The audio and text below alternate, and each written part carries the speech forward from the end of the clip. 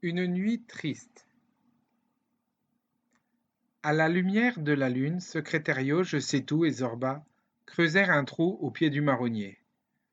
Peu auparavant, ils avaient jeté la mouette du haut du balcon dans la cour en faisant attention qu'aucun humain ne les voie.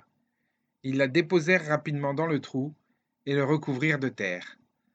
Alors Colonello miaula gravement. Camarade chat, cette nuit nous disons adieu à la dépouille d'une malheureuse mouette dont nous ne connaissons même pas le nom. Tout ce que nous savons d'elle, grâce aux connaissances de notre camarade Je sais tout, c'est qu'elle appartenait à l'espèce des mouettes argentées et qu'elle venait peut-être de très loin, du pays où le fleuve rejoint la mer. Nous savons peu de choses d'elle.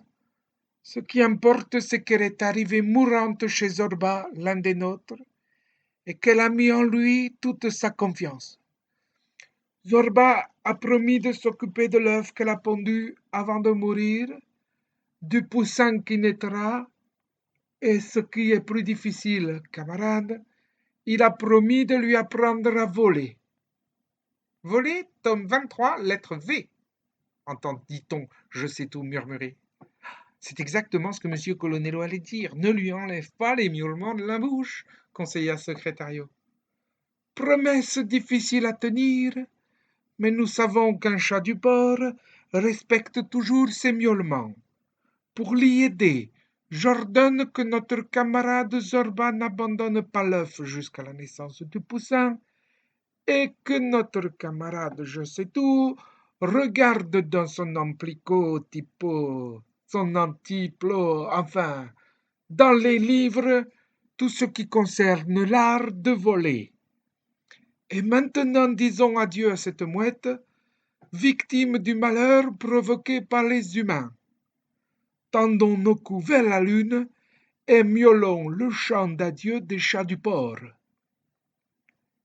Au pied du vieil arbre, les 4 chats se mirent à miauler une triste litanie, et à leurs miaulements se joignirent très vite ceux des chats des alentours, puis ceux des chats de l'autre rive du fleuve, et les miaulements s'unirent, les hurlements des chiens, le pépiment plaintif des canaris en cage, des moineaux dans leur lit, le coassement triste des grenouilles, jusqu'au glapissement désordonné de Mathias le chimpanzé.